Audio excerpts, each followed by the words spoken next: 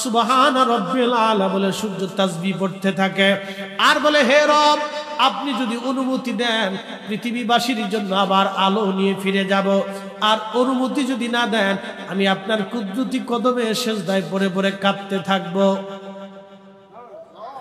আল্লাহর নবী বললেন সূর্য থেকে আমার রব অনুমতি দেওয়ার কারণে সকালবেলা তোমরা সূর্যের আলো পাও।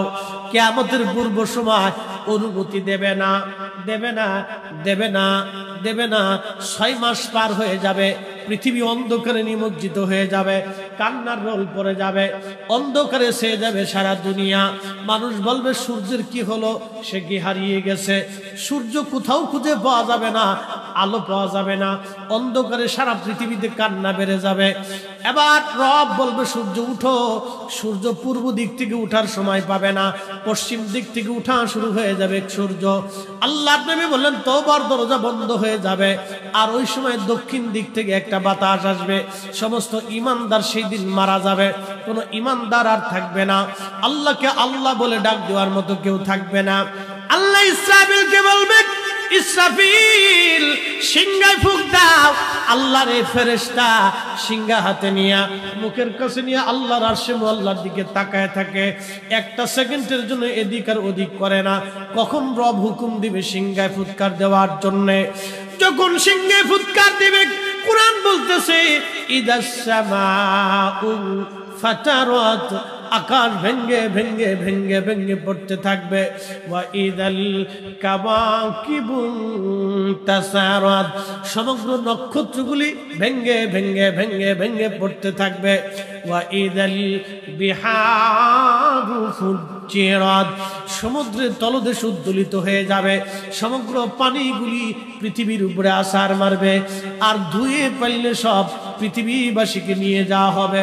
ওয়া ইদাল কুবুরু বুসিরাত, কবরের ভিতরে যাহা আছে সব আমার মালিক আমার রব বের করে দিবে।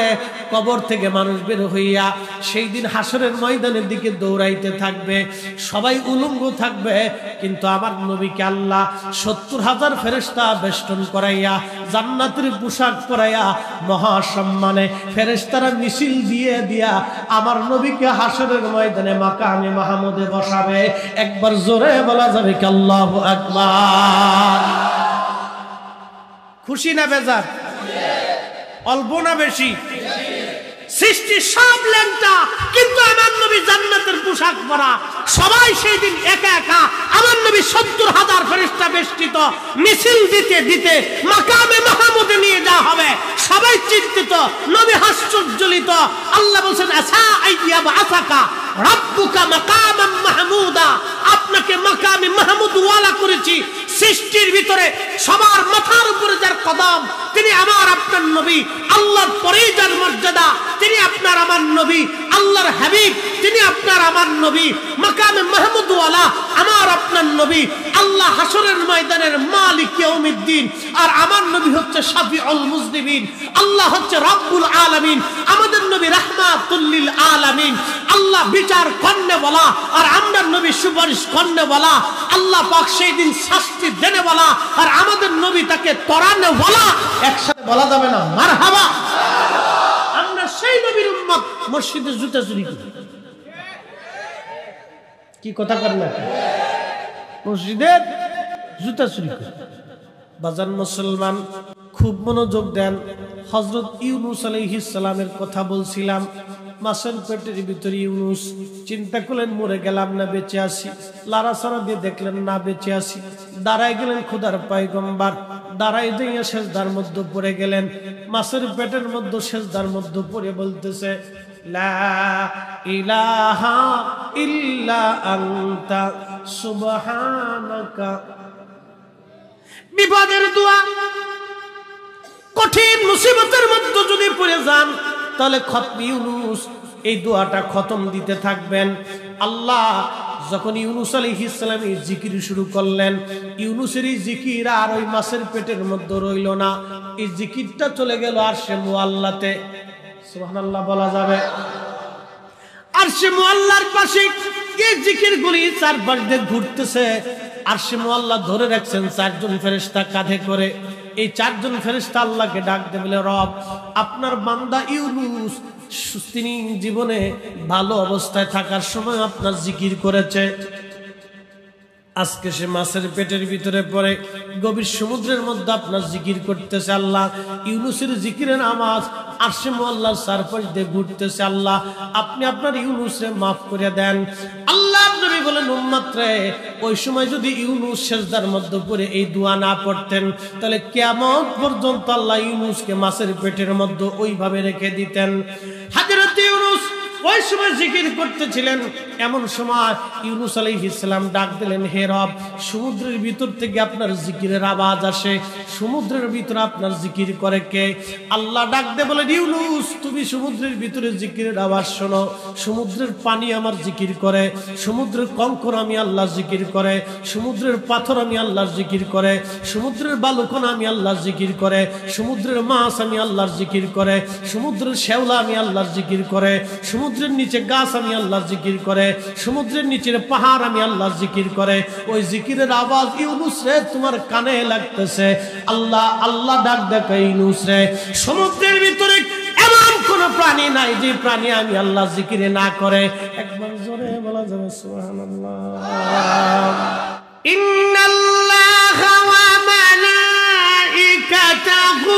ইউসাল্লুনা আলান নবী।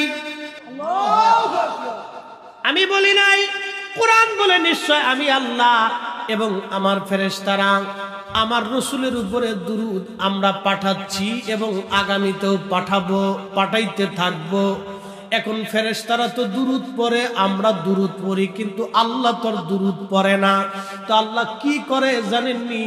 একটা সেকেন্ডের জন্য আল্লাহ তার ভালোবাসা থেকে আমার নবীকে জুদা করে না। সব সময়ের জন্য আল্লাহর পক্ষ থেকে নবীর উপর আল্লাহ সাকিনা ভালোবাসা, আল্লাহর সন্তুষ্টি, রাজামন্দি, খুশি আল্লাহ নাজিল করতে থাকে, করতে থাকে, করতে থাকে, করতে থাকে, আগামীতেও করবে।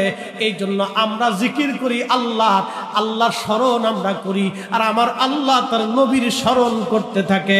একটা সেকেন্ডের জন্য আল্লাহর স্মরণ থেকে নবীকে জুদা করা হয় না। একবার চিৎকার মেরে বলা যাবে কি মারহাবা? তাহলে আপনারা বলেন দুরূদ চলবে কি চলবে না? হাত উঁচু করে বলেন চলবে কি চলবে না? দুরূদ আমরা কারো ফতোয়ায় বন্ধ করব না। হাত উঁচু করে বলেন ঠিক কি না?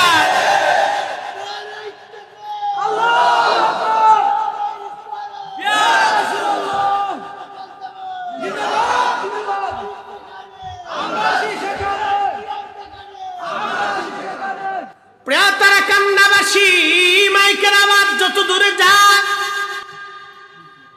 খুবই মনোযোগ দিয়ে কথাগুলি শুনে যাবেন।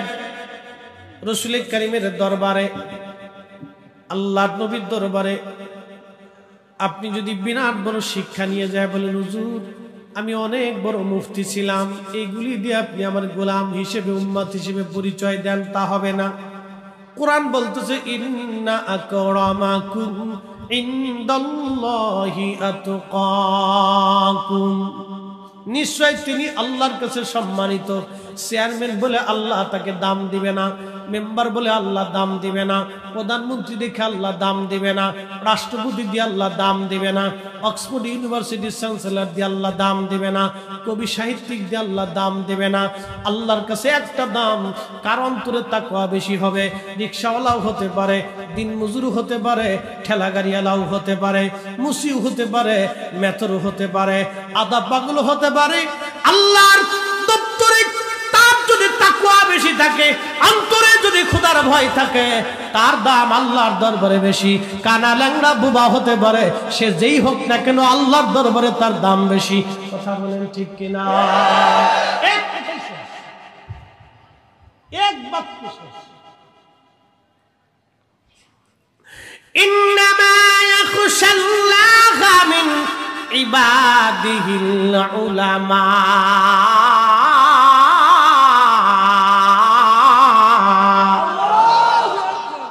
কষ্ট হচ্ছে আপনাদের? কিছু সময় কি বসা যাবে? ওয়াজ বেশি সময় করি নাই, কেবল 40 মিনিট চলতেছে। সরাসরি ডাইরেক্ট অ্যাকশনে ওয়াজ চলে গেছি। আরো 40 মিনিট সময় কি আমারে দেওয়া যাবে না? সারা রাত দিবেন, যদি দেন তাহলে বসতে হবে, যদি লড়াচড়া করেন তাহলে আমি ওয়াজ করব না, কারণ বুঝে যাওয়া লাগবে আমি কাউকে কষ্ট দেওয়ার জন্য আসি নাই। আল্লাহ বলছেন উদু ইলা সাবিলি রাব্বিকা বিল হিকমাতি ওয়াল মাউইজাতিল হাসানা, তোমরা ওয়াজ করো হিকমত আর সুন্দর শব্দমালা দিয়া। ফেরাউনের কাছে মুসা নবীর আল্লাহ পাঠানোর সময় বলেন, মুসা রে, ফেরাউনের সাথে ঝগড়া করবা না, সুন্দর ভাষা দিয়ে তাকে কালেমার দাওয়াত দিবা, মানলে মানবে, না মানলে না মানবে। আমাদেরও কথা তাই, সুন্দর ভাষা দিয়ে দাওয়াত দিব, যার মানার দরকার মানবে, না মানলে না মানবে। কখন কার কলিজার ভিতরে রাসূলুল্লাহর মুহাব্বত আসবে আমাদের জানা নাই। একটা ঘটনা আজকে না বললেই নাই। ও যুবকরা আজকে শুনে যান, ফিলিস্তিনের জন্য আজকে যারা লড়াই করতেছে, ওরা হামাসের মুসলমান বাজান, তাদের কলিজার সন্তান হারিয়ে ফেলতেছে, তারপরেও তারা মা বলতেছে আমার সন্তান যদি আরো থাকতো তাহলে আরো কয়টা সন্তান শহীদ হলে আমি মা খুশি হয়ে যাইতাম। তাহলে এই মা আর আমাদের দেশের মা কত তফাৎ। এই মা বলতেছে আবার যদি আরো সন্তান থাকতো তাহলে আমার সন্তান আরো শহীদ হলে আমি আরো খুশি হইতাম। আর আমরা দেশের বেটিরা মেকআপই ছাড়তে পারে না, মেকআপ মারতে মারতে আড়া মারতে মারতে জীবন শেষ করে ফেলেছে। এও নারী সেও নারী, এও মুসলমান সেও মুসলমান।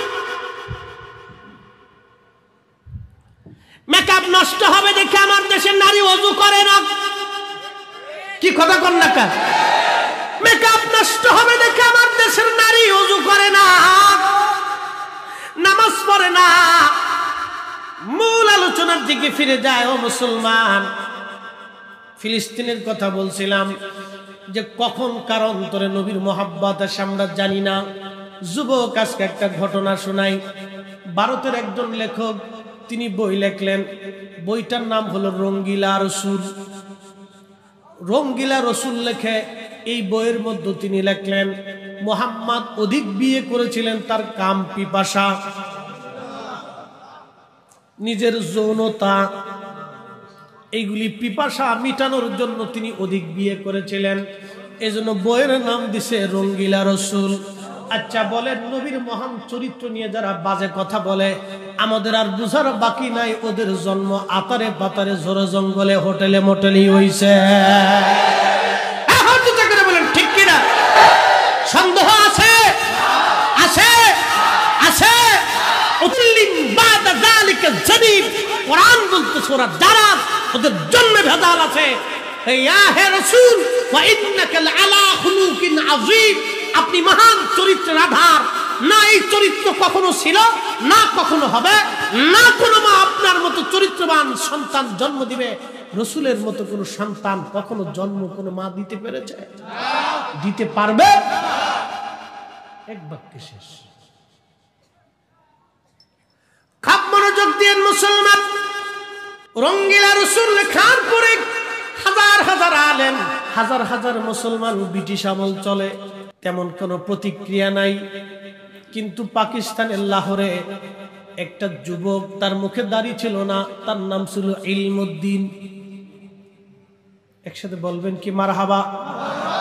ইলমুদ্দিন নামে একটা যুবক, মুখে দাড়ি নাই, কাঠমিস্ত্রি ছিল, তাও সহযোগী।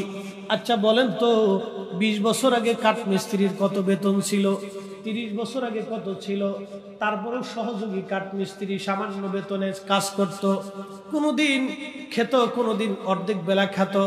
আজকে আপনাদের সামনে উপস্থাপন করি, আজ থেকে 30 বছর আগে এই দেশের অনেক মানুষের 3 বেলা পেট ভরে খাবার পাইতো না। এক বেলা মুড়ি সিঁড়ি দিয়ে খাইতো, আর এক বেলা মা বাসনে প্লেটে ভাত ভাগ করে দিত।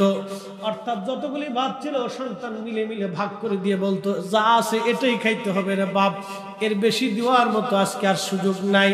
কোনোদিন চিড়ে মুড়ি দিয়েও চলে গেছে, মা ওইভাবে আমরার বন্টন করে দিছে। আজকে মানুষ আছে 18 কোটি, কিন্তু ভিক্ষে যে করে তার বাড়িতেও 2-4-10 কেজি চাইল থাকে। কি কথা কন ঠিক কিনা? ঢাকা শহরে এক বেড়ির ভাড়া নাই। জিজ্ঞেস করা হলো কত পরিমাণে কামায়, প্রায় মাসে লাখখানিক হয়। তার মানে বোঝা গেল আজকে ভিক্ষুকের ঘরে খাবারের অভাব নাই। কি কথা কন না কে? কিন্তু 20 বছর আগে পেট ভরে এদেশের মানুষ 3 বেলা খাইতে পারে নাই, এইরকম 80% ফ্যামিলি ছিল। মিথ্যা কথা বলছি? চেয়ারম্যান সাহেব এখানে উপস্থিত আছে, এখানে মুরব্বীর হুজুর কেবলা এখানে উপস্থিত আছেন, আলহামদুলিল্লাহ। অনেক ওলামা একরাম আপনারাও আছেন, মুরব্বীরা আছেন, বয়স্ক মানুষ আছেন। আমি সত্য একটা বাস্তবতা থেকে উপস্থাপন করতেছি বাপ। এই জন্য মানুষের অহংকার করার কিছু নাই, গর্ব করার কিছু নাই।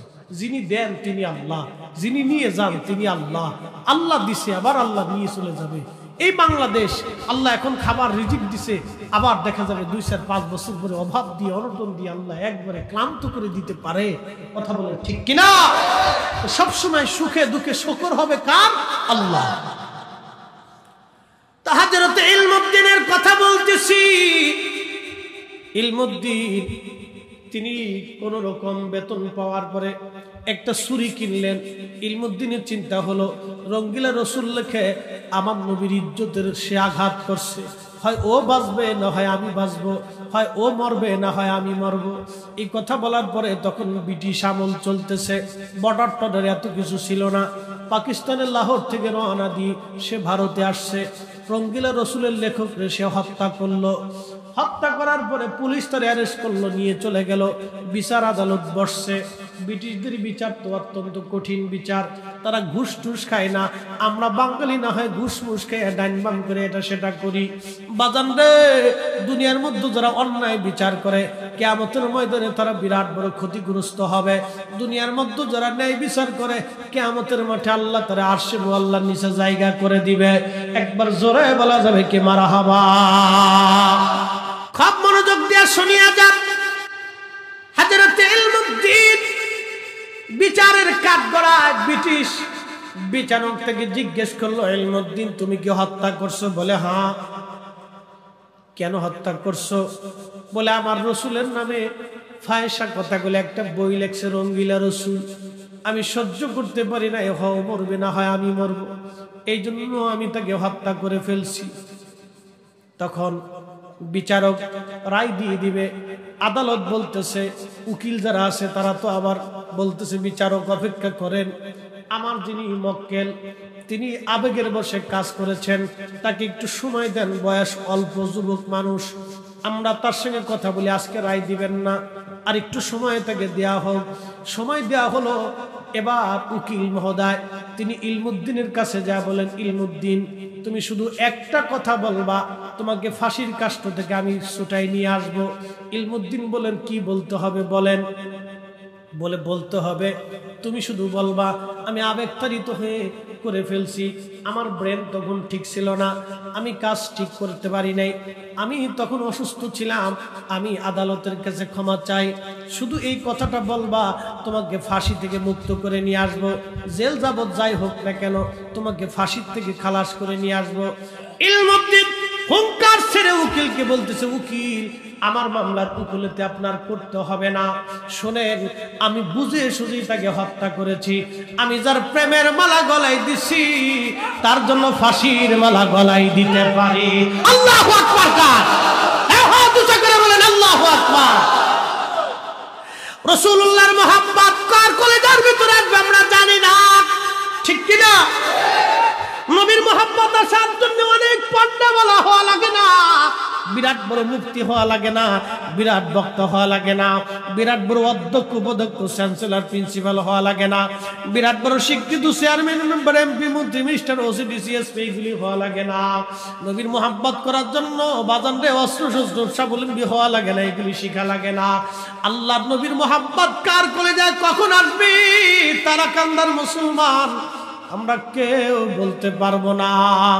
ইলমুদ্দিন ডাক ডাকে, উকিল যার জন্য আজকে প্রেমের মালা গলায় দিলাম, আজকে আমি তার জন্য ফাঁসির মালা গলায় দিতে পারি, আমি মিথ্যা বলবো না, আমি শাহাদাত বরণ করার জন্য প্রস্তুত হয়ে আছি, আমি ওই নবীর জন্য, আমি ইলমুদ্দিন জীবন দেওয়ার জন্য আমি প্রস্তুত হয়ে আছি।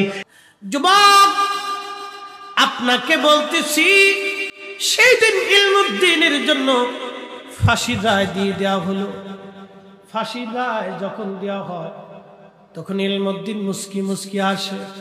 যখন তারে ফাঁসির কাস্টে নিয়ে যাওয়া হলো, বিচারক ডাক দে বলো, ইলমুদ্দিন তোমার কি কোনো চাওয়া পাওয়া আছে? বলে নাই। ইলমুদ্দিন তুমি কেন মুস্কি মুস্কি হাসো? ও যুবক, আজকে তুমি কি মুসলমান হইছো? সিগারেট তুমি ছাড়তে পারো না। ও যুবক, আজকে তুমি কেমন নবীর উম্মত হইলা? তুমি কেমন করে রসুলের উম্মত হইলা? নবীর সুন্নতে রঙে রঙিন হতে পারলা না। ও যুবক, তুমি কেমন মুসলমান হইলা? এখনো রসুলের আদর্শের প্রতি আসতে পারো নাই। যুবক, ইলমুদ্দিনের দিকে তাকাও। কোনো লেখাপড়া চার ছিল না, কোন রকম মক্তবে লেখাপড়া করছে। আহা, ইলমুদ্দিন কোনো মাদ্রাসায় তেমন লেখাপড়া নাই, স্কুল কলেজে কোনো লেখাপড়া নাই। আজকে একটা নিরক্ষর আশিকে রাসূল ইলমুদ্দিন কি বলে শোনো। ইলমুদ্দিন কলিজার ভিতরে কখনকার মোহাব্বত আসবে আমি জানি না। সেই দিন আমাকে এক ভদ্রলোক ফোন দিল, বলতেছে, হুজুর, আমি একটা ছাত্র সংগঠনের সাথে জড়িত ছিলাম, অর্ধেক নাস্তিক আর অর্ধেক মুসলমান ছিলাম। হুজুর, আলেমদেরকে দেখলাম আর শরীর জ্বলতো। এমন কোনো খারাপ কাজ নাই আমি জীবনে না করছি, এমন কোনো পাপের কাজ নাই যে আমি জীবনে না করছি। ফরিদি হুজুর, আমার একটা ওয়াজ আমার জীবন পরিবর্তন করেছে। আপনি হযরতে বেলালকে নিয়ে যে ওয়াজটা করেছিলেন, এই ওয়াজটা শোনার পরে আমি তওবা করে ফেলেছি। আজকে হুজুর আমার চেহারা দেখলে কেউ চিনবে না, আমি দাঁড়িয়ে রাখছি, আমি সব ছেড়ে দিয়ে আজকে নামাজে পাবন্দি হয়ে গেছি। দোয়া করে দিবেন বাকি জীবন যাতে ইসলামের পথে আমি চলতে পারি। একবার জোরে বলা যাবে কি মারহাবা? সেই কথা শোনার পরে পশম খুলে আমার দাঁড়ায় গেল। হায় হায়, এমন যুবক কার কখন কোন সময় কার মহাব্বত অন্তরে আসবে জানি না। ইলমুদ্দিনকে বিচারক বলতেছে, ইলমুদ্দিন তুমি কেন হাসতেছো? তোমার কি ভয় করে না? ইলমুদ্দিন জবাব দিল, বিচারক শোনো, আমি যার জন্য প্রেমের মালা গলায় দিছি, তার প্রেমে আজ ফাঁসির দড়ি গলায় দেওয়ার জন্য ফাঁসির মঞ্চে উঠেছি। ইলমুদ্দিন ডাক ডাকায় বিচারককে, তুমি ভাবতেছো আমি মারা যাইতেছি, কিন্তু শোনো বিচারক, কিছুক্ষণ পরেই আমি আমার ওই নবী রাহমাতুল আলামিনের সাথে জান্নাতে একসাথে আমি মিলিত হয়ে যাব। আমার চাইতে খুশি কে বেশি হতে পারে বিচারক? গত রাত্রিবেলা ওই নবী আমার সঙ্গে স্বপ্নে কথা বলে গেছে। আমি জানি কিছুক্ষণ পরে আমি শহীদ হয়ে যাব, আর এটাও জানি রাহমাতুল আলামিনের সাথে জান্নাতে একসঙ্গে আমি মিলিত হয়ে যাব। চিৎকার করে বলেন না আল্লাহু আকবার। আল্লাহ নবী বললেন, মান রাআনি ফিল মানামি ফাকাদ রাআল হক, যে আমাকে স্বপ্ন দেখলো সে বাস্তবে আমি নবী দেখলো, যে আমি নবীকে স্বপ্ন দেখলো সে বাস্তবে আমি নবী দেখলো। আমি নবী তার সাথে স্বপ্নে দেখা করলাম, কথা বললাম। এবার আপনারা বলেন, নবী যদি আসে, 1450 বছর ধরে রসুল আসতেছে, নবী দেখা করতেছে, নবী দেখা দিতেছে, কি কথা বলেন ঠিক কিনা? তার মানে বোঝা গেল নবীর জায়গা নবী আছে, আমাদের চোখের জায়গা চোখ নাই। সূর্যের জায়গা সূর্য আছে, কিন্তু অন্ধের চোখ দেখে না বিধায় সূর্যের দোষ হবে না, এটা অন্ধের চোখের দোষ। আমাদের কালবের দরজা বন্ধ, চোখের দরজা বন্ধ, এই জন্য নবী আছে আমরা দেখতে পাই না। ও তারা কান্দার মুসলমান, নবীর জায়গা নবী আছে, উম্মতের চোখের জায়গা চোখ নাই। কথা বলেন ঠিক কিনা? বাস্তবতা থেকে একটা সুন্দর ঘটনার মাধ্যমে আমি চমৎকার করে আপনাদের সামনে একটা ঘটনা উপস্থাপন করি। পৃথিবীর মধ্যে একজন বিরাট বড় ইমাম ছিলেন, তার নাম মুহাম্মদ ইবনে সুলাইমান জাসুবি রাহমাতুল্লাহ আলাইহি। উনি ছিলেন বর্তমান মরক্কো। আপনারা জানেন কয়েকদিন আগে ফুটবল খেলায় ভালো খেলা করেছিল। এই মরক্কো একটা মুসলিম দেশ, 99% সুন্নি মুসলমান তারা। এই মরক্কোকে কে দিনের দাওয়াত দিল জানেননি? এটা আফ্রিকার একটা অঞ্চল, আরবি ভাষাভাষী। এই মরক্কো অঞ্চলে দাওয়াত দিয়েছিলেন আল্লাহর ওলিরা। তার ভিতরে অন্যতম ছিলেন মুহাম্মদ ইবনে সুলাইমান জাসুলি। ওনার ইন্তেকালের 70 বছর পরে ওনার কবর থেকে মাটি সরানো হলো, ওনাকে স্থানান্তর করার করার জন্য। 70 বছর পরে কবর থেকে যখন মাটি সরানো হলো, দেখা গেল মুহাম্মদ ইবনে সুলাইমান জাজুলি 70 বছর আগে যেইভাবে কবরে রাখা হয়েছিল 70 বছর পরে ওইভাবেই কবরের মধ্যে আছে। কাফনের কাপড় পচে যায় নাই, চোখের ভুরু নষ্ট হয় নাই, তার ত্বকটা নষ্ট হয় নাই, ঠোঁট তার শুকায় যায় নাই, একটা পশম তার পরে যায় নাই। একবার জোরে বলা যাবে কি আল্লাহু আকবার। তেলের গাড়ি তেলে চলে, হাওয়ার গাড়ি হাওয়ায় উড়ে, বিনা তেলে চালায় গাড়ি নবী সুলাইমান। আমরা সেই মুসলমান, আমরা সেই মুসলমান। কথা কোন ঠিক কিনা? কোরআন বলতেছে ওয়ালা তাকুলু লিমান ইউকতালু ফি সাবিলিল্লাহি আমওয়াত। খুব মনোযোগ দেন। কোরআন কার কালাম? কালামের ভিতরে ভুল টুল আছে। আকাশ ভেঙে যাবে, কোরআন মিথ্যা হবে না। জমিন পুড়ে যাবে, কোরআন পরিবর্তন হবে না। সাগর শুকায় যাবে, কোরআনের কোনো পরিবর্তন, সংযোজন, বিয়োজন আর কোনোদিন হবে না। কথা বলেন ঠিক কিনা? হ্যাঁ মুসলমান, কোরআন বলতেছে আল্লাহর পথে যারা জীবন দেয় তোমরা তাদেরকে মরা মনে করিও না। বাল আহইয়াউ ওয়ালাকিন লা তাশউরুন, বরং তারা জিন্দা জিন্দা জিন্দা। একবার জোরে বলা যাবে কি মারহাবা। আল্লাহর পথে যারা জীবন দেয় তারা কি? জোরে বলে হযরত জাফর, অ্যাটেনশন, হযরত জাফর রাদিয়াল্লাহু আনহু নবীজির চাচাতো ভাই। নবীজির চাচাতো ভাই ছিলেন হযরত জাফর। হযরত আলী রাদিয়াল্লাহু আনহুর আপন ভাই মুতার প্রান্তরে শহীদ হলেন। কাফেররা তার দুইটা হাত কেটে ফেললো। কেটে ফেলে দেওয়ার পরে নবীজি বললেন, সাহাবীরা, আমার জাফরের হাতের বদলেতে আল্লাহ দুইটা পাখা সৃষ্টি করে দিছে। ওই পাখা দিয়ে আমার জাফর তামাম সৃষ্টি উড়ে বেড়ায়। আল্লামা ইমাম সুয়ুতি রাহমাতুল্লাহি আলাইহি খাসাইসুল কুবরার মধ্যে লেখেন, আল্লাহর নবী একদিন রাস্তা দিয়ে সাহাবায়ে কেরাম নিয়ে যাচ্ছে মদিনার পথ দিয়ে। এমন সময় নবীজি বলেন, ওয়া আলাইকুম আসসালাম। সাহাবীরা বলেন, হুজুর আপনাকে সালাম দিল কে? আর আপনি জবাব দিলেন কেমনে? কার জবাব দিলেন? কে আপনাকে সালাম দিল? আল্লাহর নবী বলেন, সাহাবীরা রে, আমার জাফর এই সামনে দিয়ে উড়ে যাওয়ার সময় আমাকে সালাম দিয়ে গেছে। তোমরা দেখো নাই, কিন্তু আমি নবী দেখছি। এই জন্য আমি আমার জাফরের সালামের জবাব দিয়ে দিলাম। একবার চিৎকার মেরে বলেন আল্লাহু আকবার। আল্লাহর পথে যারা জীবন দেয় তারা জিন্দা। তারা কি? জোরে বলেন, জোরে বলেন, তারা কি? জোরে বলেন, তারা কি? কে বলেছে? বাল আহইয়া, বাল আহইয়া, বরং তারা জিন্দা।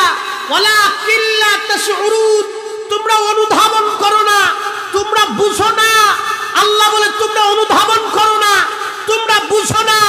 এই জন্য আল্লাহর পথে যারা জীবন দেয়, আল্লাহ বলা হয়ে যারা কবরে যায়, রাসূলুল্লাহর গোলাম হয়ে যারা কবরে যায়, তাদের কবরে মাটি দেহ পচায় না, পোকা খায় না, মাটি স্পর্শ করে না, তাদের দেহ যেরকম ওইরকমই থাকে।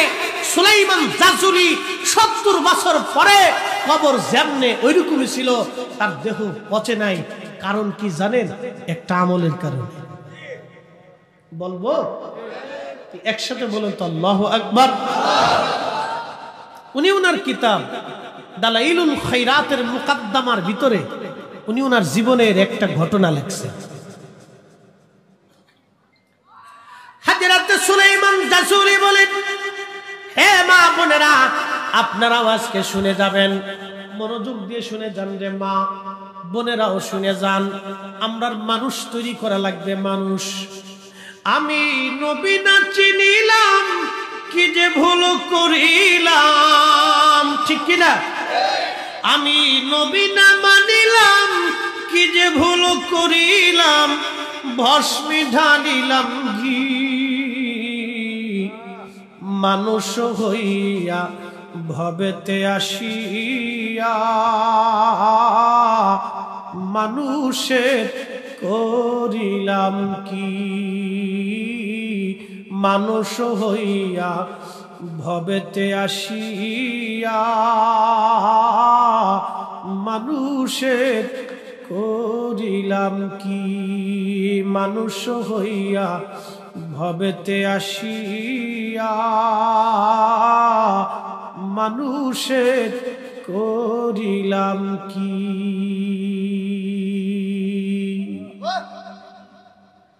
সুলাইমান জাসরি বলেন কালেমার দাওয়াত দেওয়ার জন্য আমি মরক্কোর বারবার নামক এলাকায় গেলাম মরুভূমির আসমান প্রচুর রাস্তা পথ চলতেছি মরুভূমির ভিতর দিয়ে এমন সময় লক্ষ্য করলাম আমার মশকের পানি শেষ শরীর মশালা হলো অজু চলে গেলে আবার অজু করা লাগবে কিন্তু শর্ত হলো যদি পানি না থাকে তায়াম্মুম করা লাগবে আল্লাহর ওলি বলতেছেন পানি খুঁজতেছি সারা এলাকা কিন্তু পানি খুঁজে আমি পাই না এমন সময় দেখলাম বহুদূর একটা বাগান দেখা যায় চিন্তা করলাম বাগান যেহেতু আছে তাহলে অবশ্যই পানির কোনো ব্যবস্থা আছে কারণ যেখানে গাছ আছে পানি ছাড়া তো গাছ বাঁচতে পারে না আর যেহেতু বাগান আছে জঙ্গল আছে অবশ্যই পশু পাখি আছে হযরত সুলাইমান জাজুলি বলেন আমি মরুভূমি থেকে বাগানের দিকে মোড় দিলাম বাগানে আসলাম বিরাট বড় জঙ্গল এসে দেখি ওই জঙ্গলের ভিতরে একটা গাছের নিচে কুড়ে ঘরের দরজার পাশে দাঁড়ায় ডাক দিলাম কেউ আসো আমি সুলাইমান জাজুলি ওযু করব পানি দেওয়া কি যাবে কিন্তু ভিতর থেকে কোনো আওয়াজ আসলো না আমি দৌড়ে একটু দূরে যায় দেখলাম একটা কুয়া আছে কুয়ার ভিতরে পানি আছে কিন্তু পানি উঠানোর মতো কোনো যন্ত্র নাই পানি উঠানোর মতো কোনো দরিয়ার মশক নাই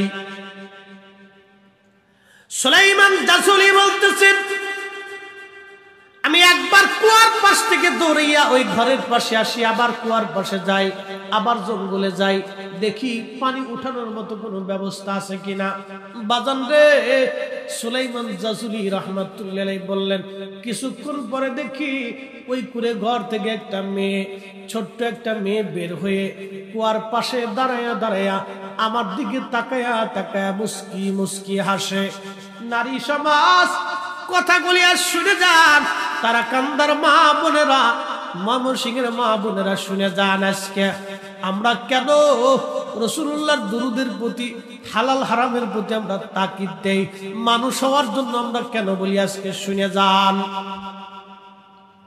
সুলাইমান জাসুলি বলতেছে আমি মেয়েটাকে ডাক দেয়া বললাম ও মেয়ে তুমি কি জন্য হাসো তুমি কি দড়ি বালতি সামলে রাখছো তুমি কি মশক সামলায় রাখছো দড়ি মশক কি করে পানি উঠাবো মেয়েটা ডাক দেয়া বলল হুজুর আপনার নাম কি বলে আমার নাম মুহাম্মদ ইবনে সুলাইমান জাজুলি বলে হুজুর আপনি অনেক বড় মুহাদ্দিস আপনি অনেক বড় আলেম আপনার অনেক ছাত্র আছে এই জমিনে হুজুর আজকে একটা প্রশ্ন করব জবাব দিবেন বলো মা কি বলতে চাও হুজুর আপনি দড়ি বা মশক তালাশ করেন পানি উঠাবেন বলে হ্যাঁ মা আমি ওযু করব নামাজ পড়ব নামাজ রক্ত চলে যায় ছোট্ট মেয়েটা ডাক দে বলতেছে হুজুর দড়ি আর মশক ছাড়া কি কুয়ার ভিতর থেকে পানি উঠানো যায় না একসাথে জোরে বলা যাবে কি আল্লাহু আকবার হযরত সুলাইমান জাসুলি রাহমাতুল্লাহি আলাইহি তিনি বলতেছেন আমি মেয়েটাকে বললাম মারে তুমি কি দড়ি বালতি মশক কি সামলায় রাখছো মেয়েটা বলে না হুজুর আপনার পরিচয় কি দয়া করে বলবেন তখন মেয়েটা বলতেছিল সুলাইমান জাজুলি বলল হ্যাঁ বাবা মা আমার নাম মুহাম্মদ ইবনে সুলাইমান জাজুলি বলে মা মেয়েটা বলতেছে হুজুর আপনি কি একটা প্রশ্ন করি জবাব দিবেন বলো দড়ি মশক ছাড়া কি কুয়ার নিচ থেকে পানি উঠানো যায় না বলে হ্যাঁ না মা কি করে সম্ভব তখন ওই মেয়েটা বলতেছিল হুজুর অপেক্ষা করেন, আমি কুয়ার নিচ থেকে দরিয়ার মশক সারা পানি উঠাইয়া আপনাকে দেখাচ্ছি। একবার জোরে বলা যাবে কি আল্লাহু আকবার। একজন মানুষের জীবনের পরিবর্তনের একটা ঘটনা শোনাচ্ছি, একবারে বাস্তব বিশুদ্ধ। উনি ওনার কিতাবের মুকাদ্দমার ভিতরে ওনার জীবন পরিবর্তনের ঘটনাটা উনি লিখছেন যে ওই মেয়েটা একটা পাথর এনে কুয়ার পাশে দাঁড়াইয়া, ছোট্ট মেয়ে পাথরের উপর দাঁড়াইয়া কুয়ার ভিতরে মুখ দিয়ে কি যেন পড়ে আর কুয়ার মধ্যে থুতু মারে, কি যেন পড়ে আর থুতু মারে। সুলাইমান জাজুরি বলতেছেন কিছুক্ষণ পরে দেখলাম পানি উঠে উঠে উঠে উঠে একেবারে কুয়া ভরে গেল।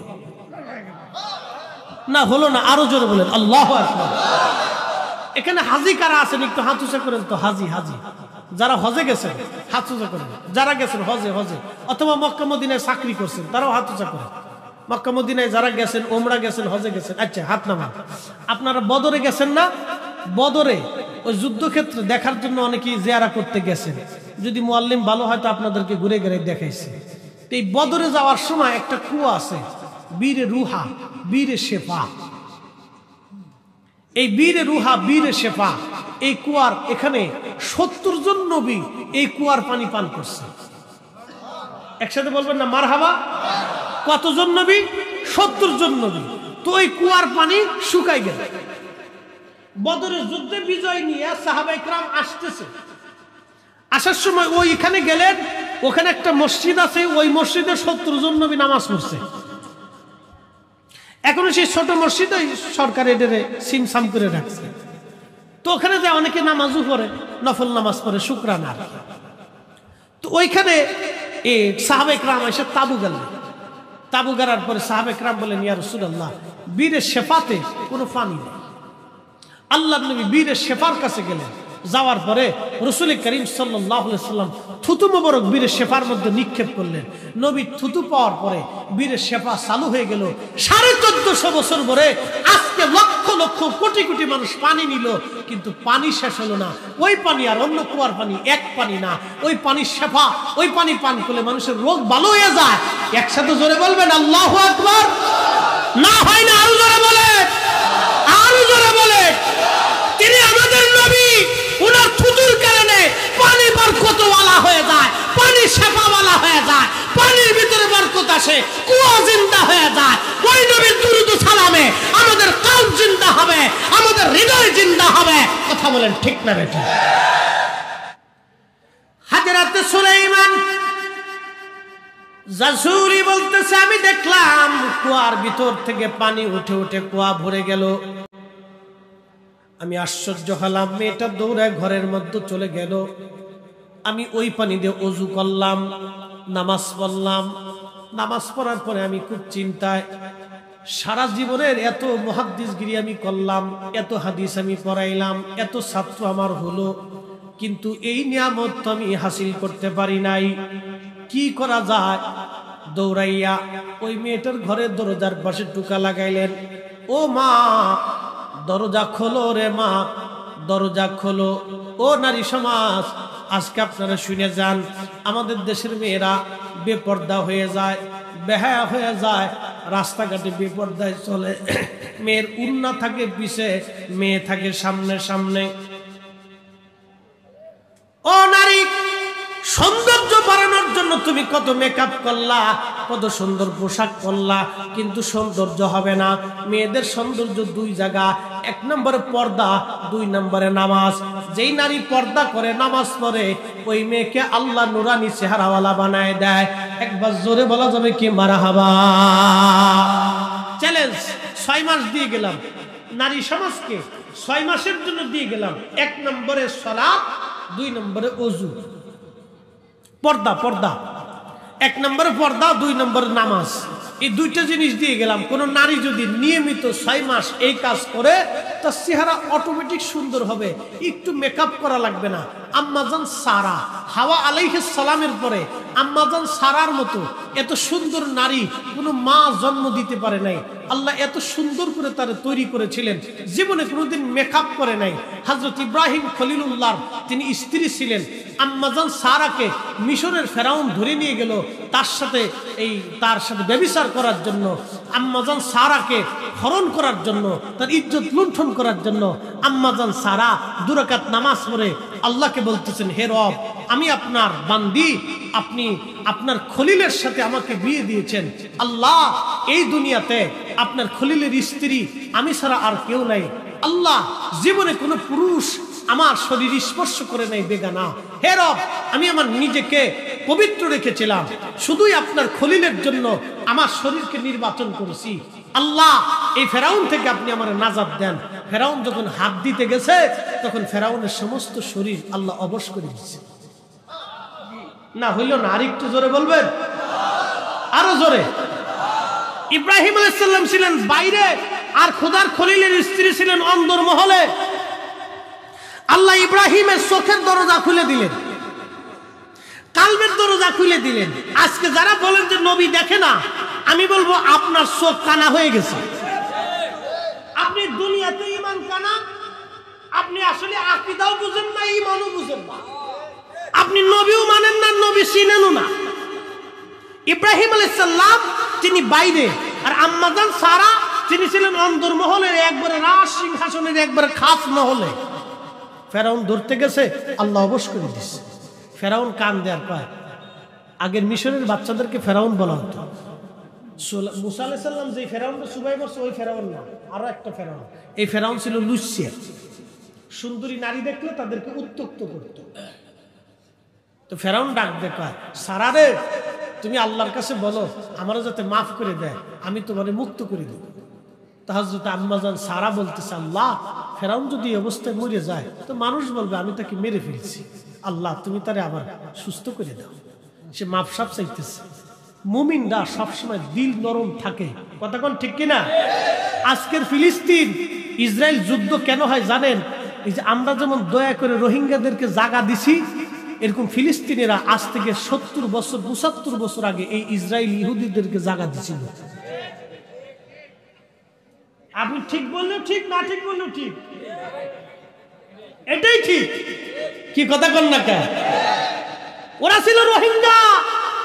কি ছিল? ওই ইহুদিরা ছিল রোহিঙ্গা। হিটলার 60 লাখ ইহুদি মারছে। 60 লাখ মারার পরে কোনের বাসায় রেখে কইছিল দুনিয়ার কোনে ইহুদি বাসায় তুই গেলাম পরে বুঝবি। আজকে হিটলারের কথা ঠিক হয়েছে, ওরা সারা দুনিয়া অশান্তি বাঁধাইছে, সারা পৃথিবী নিয়ে। ইউক্রেন যুদ্ধ, ইউক্রেন রাশিয়ার যুদ্ধ ইহুদিদের কারণে। এসব এই শয়তানি, ওরা সারা দুনিয়া শয়তানি করে বেড়ে, ওরা সারা দুনিয়াতে শয়তানি করে। এর ইতিহাস আবার টান দিলে রাত চলে যাবে, এদিকে যাবে না। খুব মনোযোগ দেন। ওরা খাইতে পারতো না, ফিলিস্তিনের জায়গা দিল। ওরা কই যাবো, এত করে ইহুদি থাকুক না। থাকতে দেওয়ার পরে ইহুদিদেরকে ব্রিটিশরা অস্ত্র দিল, টাকা দিল, খাদ্য দিল, চিকিৎসা দিল, বাসস্থান দিল, কোটি কোটি ডলার বুড়ি বুড়ি দিয়ে, শিক্ষা অশিক্ষিত এদের শিক্ষা টিক্ষা দিয়ে, অস্ত্র শস্ত্র দিয়ে, ট্রেনিং দিওয়াইয়া এরপরে ইসরায়েল একটা রাষ্ট্র গঠন করলো। ইসরায়েল কোনো দেশ ছিল না, এটা ফিলিস্তিন মুসলমানদের জমিন, এটা বাইতুল আকসা, এটা আমাদের জমিন। আগেও মুসলমান, এখনো মুসলমান, আগামীতেও মুসলমান। যুদ্ধ হবে, জিহাদ হবে, ফিলিস্তিনটা স্বাধীন হবে বাইতুল আকসার জন্য। আমরা প্রত্যেকটা বাঙালি মুসলমান নিজেদের জীবন দেওয়ার জন্য প্রস্তুত আছি। হাত উঁচা করে বলেন ঠিক কিনা?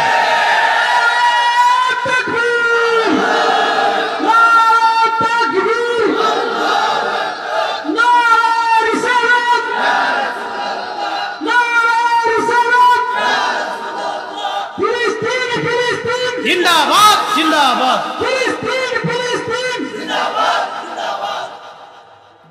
ইসরায়েলের 2 গালে হয় না, ইসরায়েলের 2 গালে, জালিমদের 2 গালে।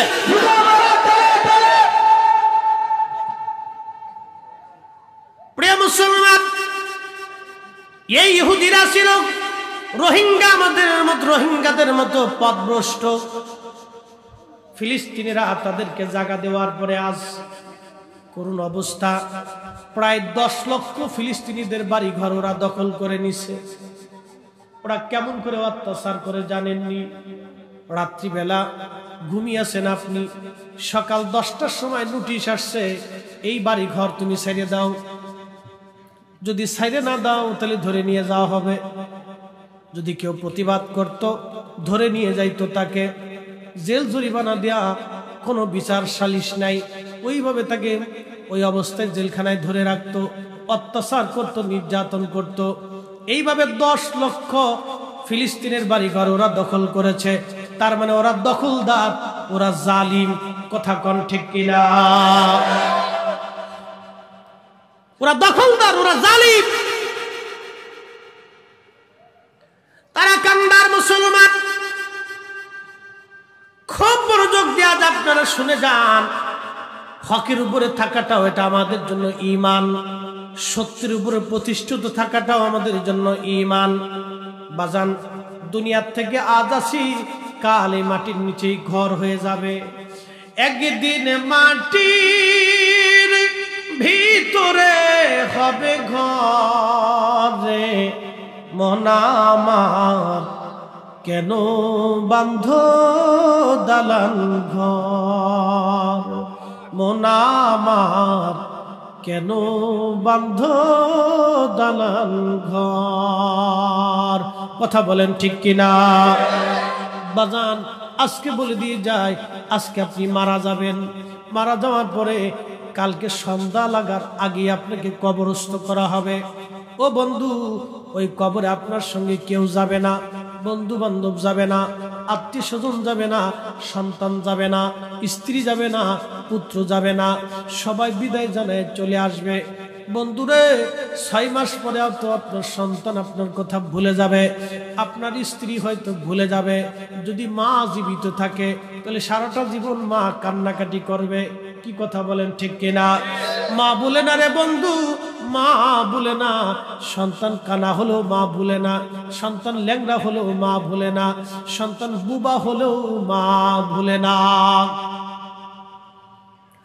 কিন্তু ওই কবরে আপনাকে দেখতে আসবে কি?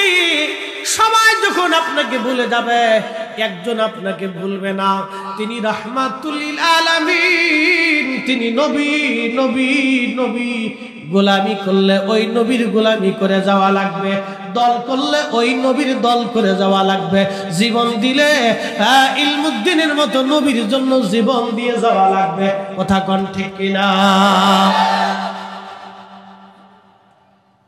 বলছিলাম হযরতে ইব্রাহিম আলাইহিস সালাম বাইরে নামাজ পড়তেছে, আল্লাহ দিল খুলে দিলেন, চোখ খুলে দিলেন।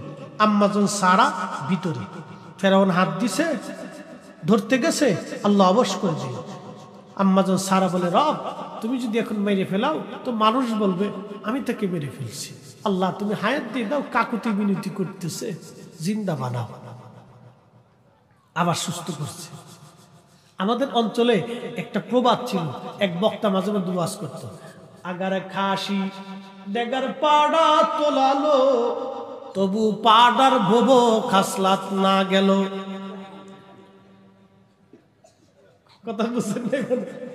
আগার পাড়া দেগার খাসি তোলালো, তবু পাড়ার ভোবো খাসলাত না গেল। পাড়া চিনছেন নি আপনারা? আচ্ছা, পাড়ার শরীরে খুব আতরের গন্ধ পায়। হ্যাঁ, কি গন্ধ! ওরা যতই সাবান সুডা শ্যাম্পু যাই দেন, ও গন্ধ ওর শরীর থেকে যায় না। তো মনোযোগ দেন, এই পাড়ারে আপনি যতই তুলান, তো আগে যে ওই যে পাড়ার যে একটা বব খাসলা চরিত্র, অকামের চরিত্র, এই চরিত্র আর কোনোদিন যায় না। ও খালি ববো করে বেড়ায়, ববো করে বেড়ায়, ববো করে বেড়ায়। এই জন্য কবি লেখছে, আগার পাড়া দেগার খাসি তোলালো, তবু পাড়ার বব খাসলাত না গেল। তো বদ চরিত্র চরিত্রবান সহজে হয় না। যদি কেউ বলেন যে চরিত্র চেঞ্জ হয়েছে, তাহলে খুব হিসাব কিতাব করে বুঝতে হইব, কারণ জ্বালা আছে। তো ফেরাউনে করছে কি, ভালো হয়ে যাওয়ার পরে আবার আম্মাজান সারার দিকে হাত বাড়াইছে। বুঝতে পারছেন? আবার আল্লাহ অবশ করে দিচ্ছে। এবার শুধু অবশ হয় নাই, মির্গি রোগের মতো ছটপট ছটপট করতেছে। বলবেন আল্লাহু আকবার। আল্লাহ আছে? না জোরে কোন আল্লাহ আছে?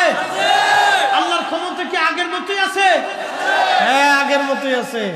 ও ফিলিস্তিনরা যতই পারাপারি করুক, ওই ইসরায়েলরা ফিলিস্তিন দখল করার জন্য, আল্লাহর কসম করে বলি, মুসলমানদের ভিতরে সুলতান গাজী সালাউদ্দিন আইয়ুবীর জন্ম হয়ে যাবে, নুরউদ্দিন জঙ্গির জন্ম হবে, শাহজালালের জন্ম হবে, শাহপরানের জন্ম হবে, খাজা আজমিরের জন্ম হবে, মুজাদ্দিদ আল ফিসানির জন্ম হবে।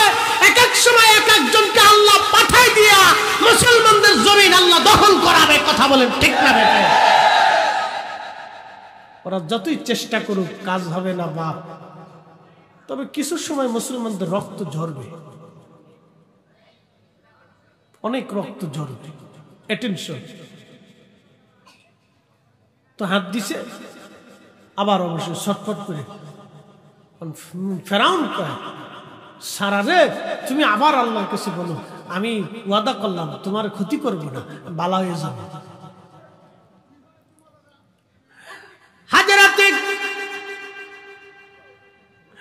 হাজরাতে সারা ডাক দিয়ে বলেন, রব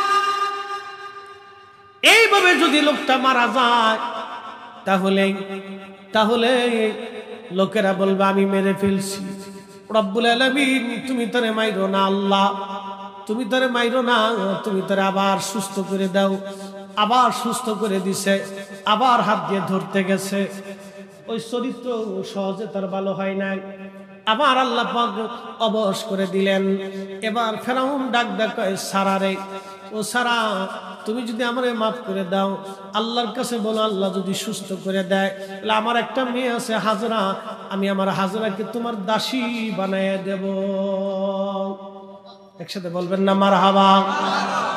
আম্মা জান সারা রাদিয়াল্লাহু আনহা তিনি দোয়া করলেন, আল্লাহ তুমি সুস্থ বানায় দাও। ফেরাউন এবার ভালো হইয়া তার মেয়ে দাস হাজরাকে তার দাসী বানায় দিল। আল্লাহর খলিল বিল্ডিং প্রাসাদের বাহিরে নামাজরত আম্মা জান সারা রাদিয়াল্লাহু আলাইহিস সালাম তিনি আসছে। আল্লাহর খলিল তখনও নামাজ পড়তেছিলেন। আম্মা জান সারা আল্লাহর খলিলকে সালাম দিলেন, নামাজরত অবস্থায় ইশারা করলেন। তখন আম্মা জান সারা তার বর্ণনা করতেছিলেন, কিন্তু আম্মা জান সারা তো জানে না আল্লাহর খলিল ইব্রাহিম ওই অবস্থায় বিল্ডিং এর বাহিরে থাইকা সব কিছু তিনি দেখে ফেলাইছে। আল্লাহর খলিল ইব্রাহিম যদি বাহির থেকে সব দেখতে পারে অন্দর মহলে, তাহলে আপনারা বলেন রওজা মুবারক থেকে আমাদের নবী আজকের মাহফিল দেখার ক্ষমতা আছে না? না।